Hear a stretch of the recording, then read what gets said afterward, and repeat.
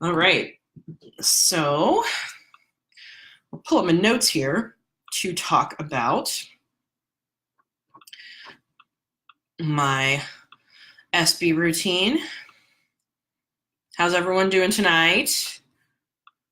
And who is here on the... Ooh, hi, Darcy. Hi, Marissa. Good to see you guys. Woohoo. Try to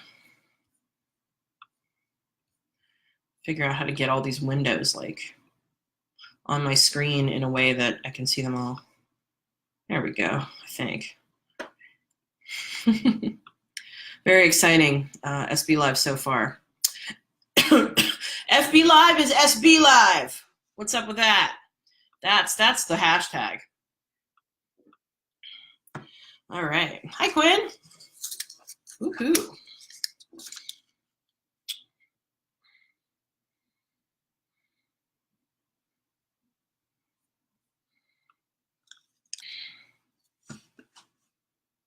I'll get started in just a few minutes.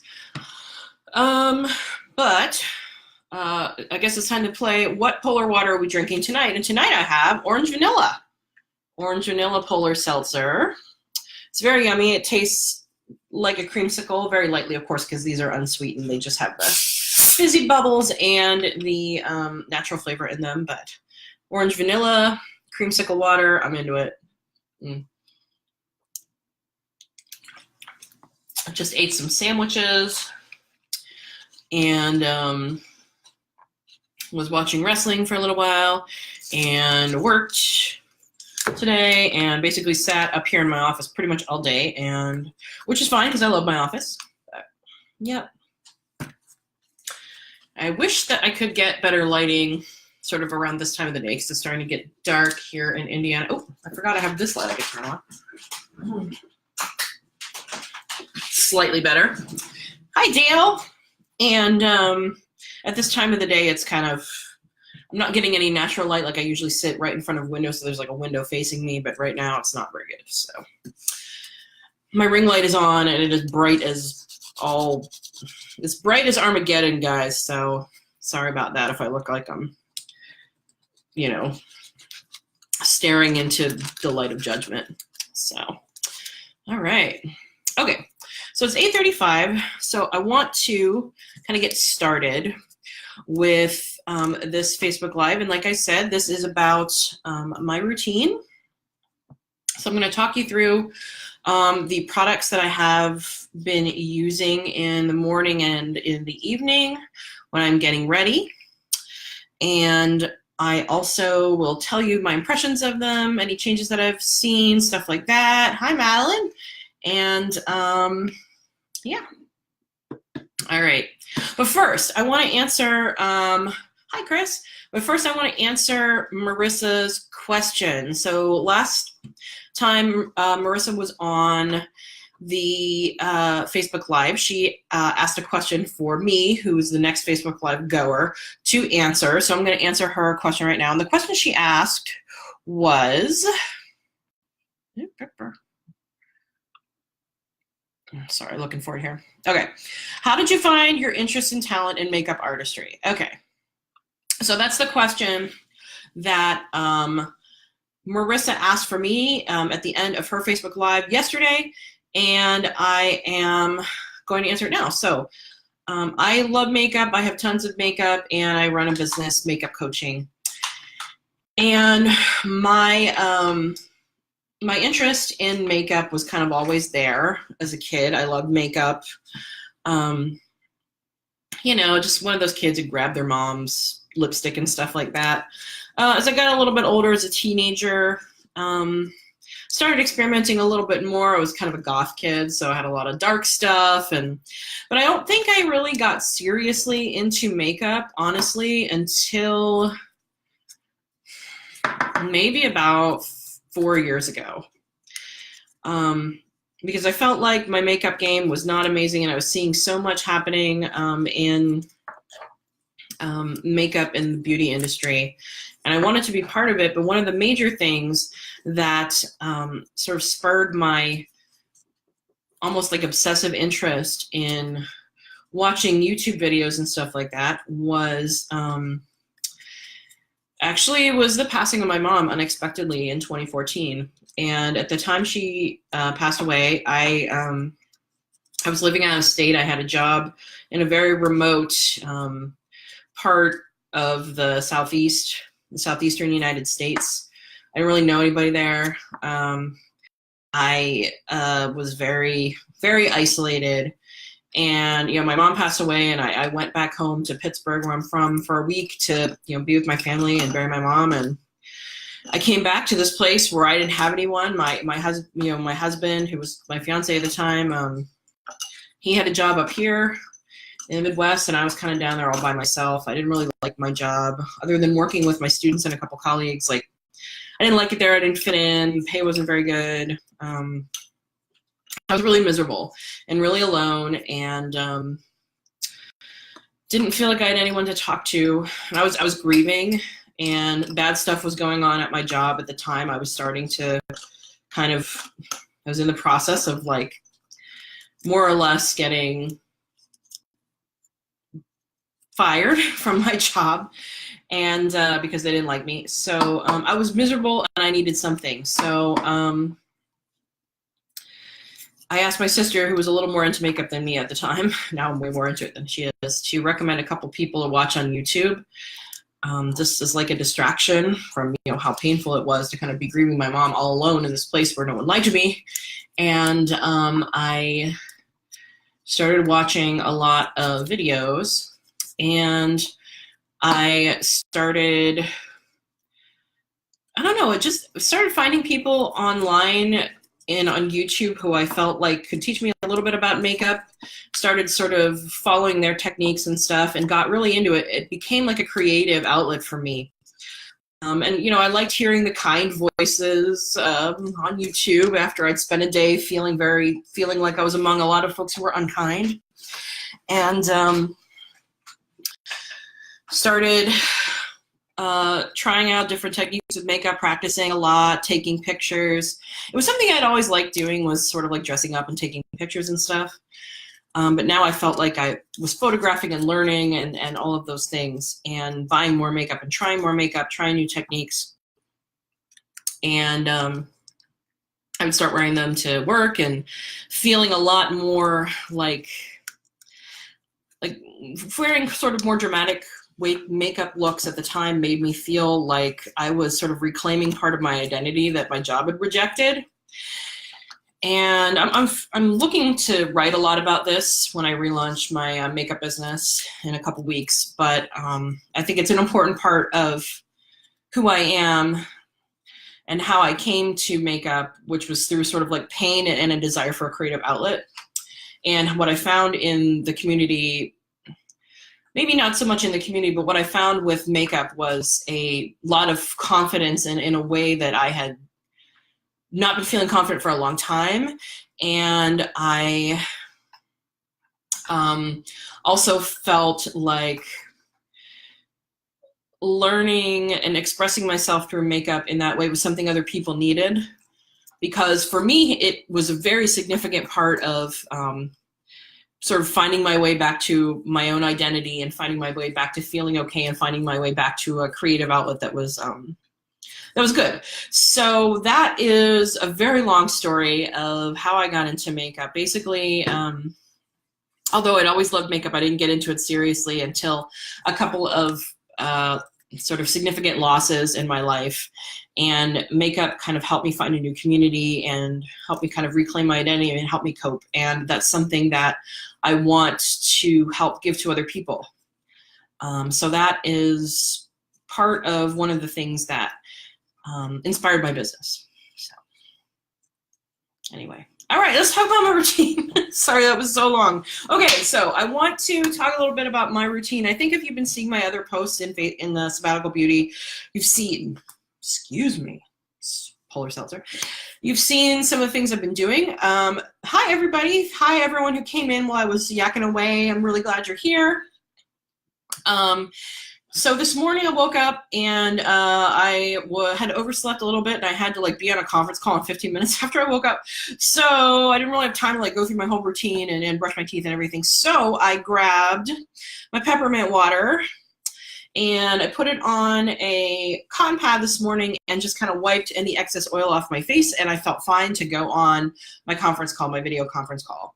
And I'm sad because I accidentally knocked it over and spilled some out this morning, but it's all right. I think it goes a long way. So yeah, so I've been using peppermint water kind of as needed or as when I feel like it. This morning I liked using it because it made me feel refreshed. One thing that surprised me about it again was how much I like the smell. Just because I'm not a person who really likes mint at all. Like I don't like mint in food unless it's, chocolate ice cream or Oreos. Mint chocolate Oreos or whatever. And I don't really like mint scents in my house and stuff like that. But I really like this because it smells like the mint that's in mint chocolate ice cream, which is awesome. So I have been encouraged to use it. I used it last night or the other night after I took my makeup off, and I did a double cleanse last night with a cleansing balm, and then I used the bamboo foaming cleanser, and then just to like get the last bits off, I did like the triple cleanse and used this guy afterwards. Which brings me to this guy. So I've been using the bamboo foaming cleanser every morning as kind of my step in doing some cleansing.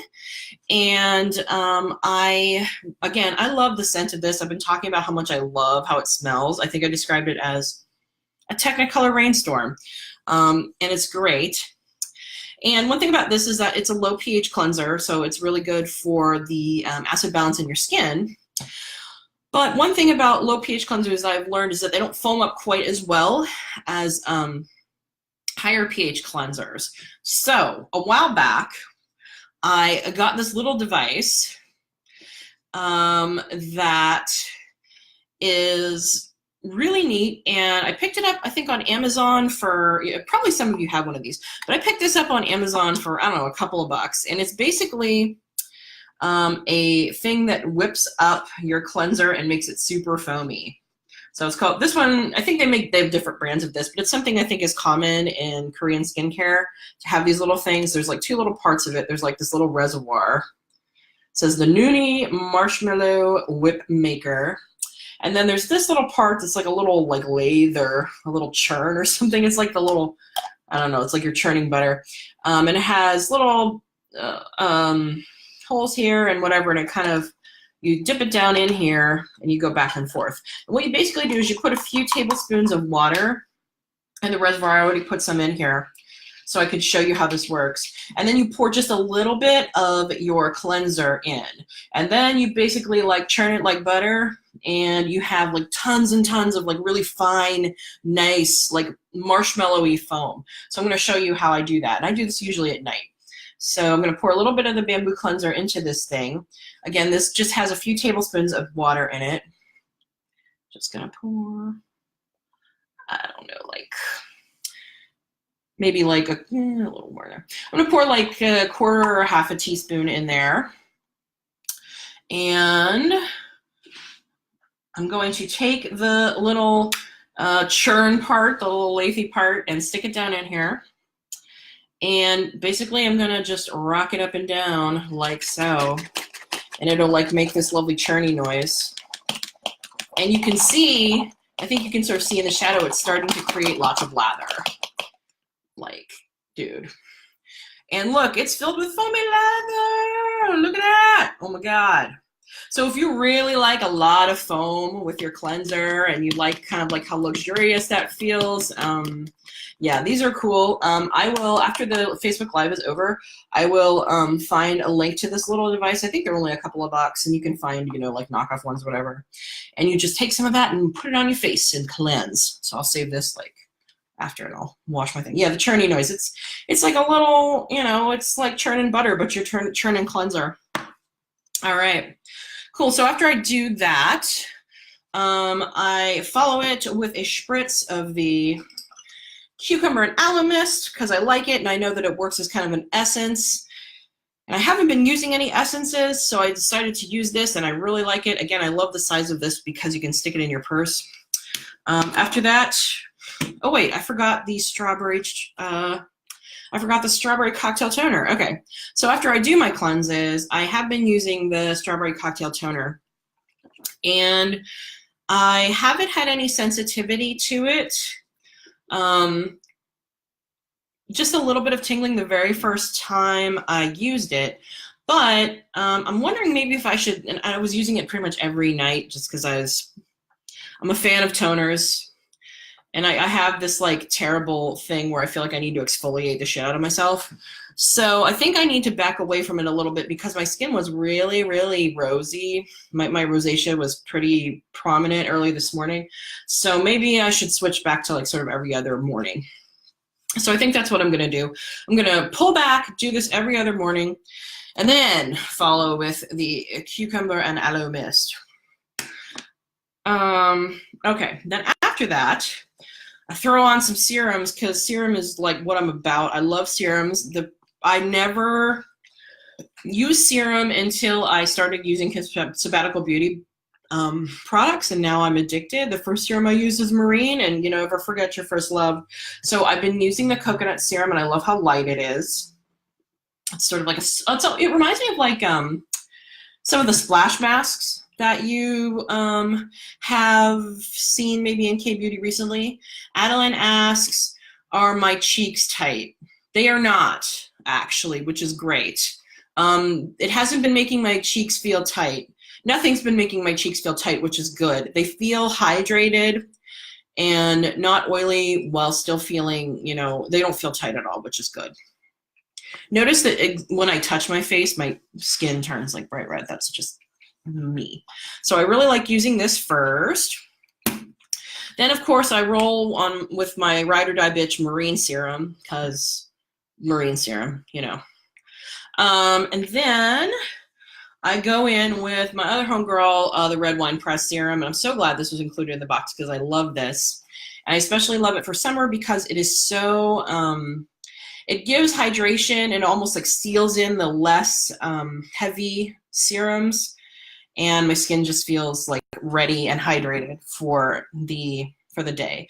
Yeah, nothing is making my cheeks feel tight. Nothing is making my skin feel tight at all. Everything feels very, very plump, very hydrated. Like when I'm done with my routine, I'm like, you know, everything just looks very, very plump and hydrated. So in my morning routine, I finish this, and I finish with this, and then I finish with some SPF. And I'm going to pose a question to all of you because I'm looking for a new facial sunscreen that is reef safe. Some of the chemicals in sunscreens I've learned are creating a lot of destruction in coral reefs, and I want to avoid that. I had a little sample that I was using, but I ran out of it. I have a couple more samples to get through, but once I'm done, I want to use a nice facial sunscreen that is reef safe. And I don't know about the Biore one. I have used that one in the past, and I really, really like it, but I'm not sure if that's reef safe either. So if anyone has any thoughts on that, I would love to hear them. All right, so let's talk about my PM routine. So I use a balm cleanser to take off my makeup, because on days when I wear makeup, it's usually pretty heavy, or it's, you know, usually pretty colorful. So there's a lot of eye makeup to take off, especially. And then I follow with your girl here. Thanks, Darcy, for putting in that link. And the little thing that I was using earlier, this little churny thing that makes the suds, Darcy just put a link in the comments. Then after that, if I feel like I need to, I will throw on some peppermint water just to cleanse the rest of the makeup away. Catherine says, cosmetics reflect as a physical sunscreen I wear every day. Thank you for that recommendation, Catherine. Awesome. I will write that down. And then after that, I sometimes do the toner, but I have been using Detox recently. So when I used Detox before, I didn't even realize that there was a lot of the product at the bottom, and I was just putting on like the oily layer at the top. And so I was only reaping like a little bit of the benefits of it. So I'm going to use it tonight after I finish cleansing And I'm going to make sure that I really dig in there and get it mixed up so I can get all the particles of health goodness onto my face. It is really thick, and I couldn't really like get all the sediment at the bottom mixed into it without, like, just by shaking it alone. So you really need to like churn it. Churning is the word of the day, apparently. So you really need to like dig in there and mix it up with something. So that's my recommendation for using detox. So after I use that, rinse it off. Go in with my serum trio yet again. My homegirls, Coconut Marine and her girl Red Wine. It's like TLC or like Salt and Pepper and DJ Spinderella. Hi everyone, thanks so much for joining me. And then after I've added my serums, I've been using like a non-sabbatical beauty oil. I've been using a rosehip oil just to help with redness and stuff on my skin. A few drops of that. I haven't been doing as much of it now that it's been warmer, but a few drops of that at night.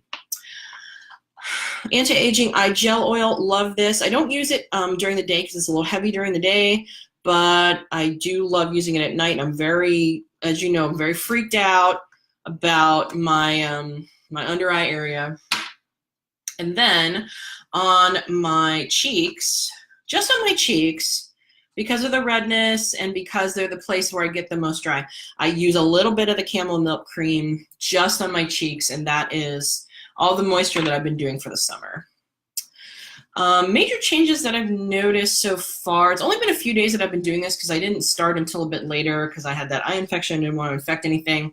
But so far, my skin just looks really plump and hydrated. Nothing feels tight. Nothing feels excessively oily. Yeah.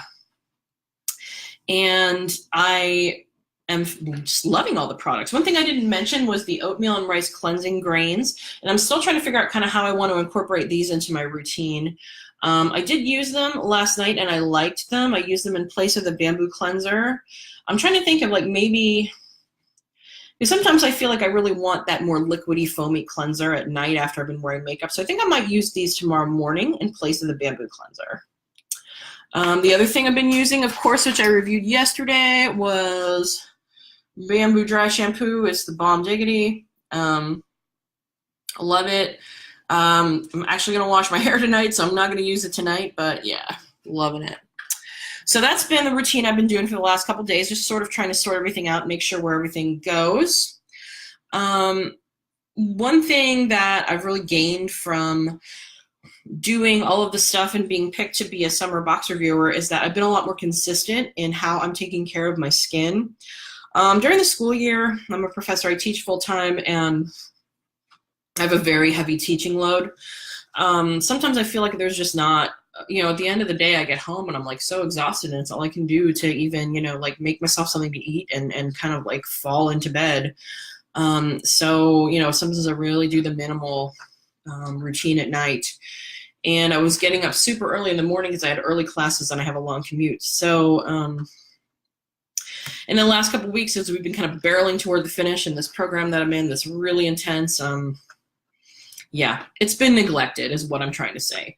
So being part of the summer box review cohort has given me the motivation to be more consistent with my self-care routine, and I'm really liking that. It's hard. Often when, you know, I get stressed and get rushed, self-care is the first thing to go for me. And it shouldn't be that way, but it is. I struggle with a lot of things. I was recently diagnosed with ADD as an adult. That's hard, trying to get used to it. So I really wanted to, I'm really grateful that I was picked to be one of the summer box reviewers because it's affording me this opportunity to get back into a self-care routine and think about it and kind of enjoy it and take care of my skin a little bit more at the time when, it really needs it here as we're going into the summer. So, all right.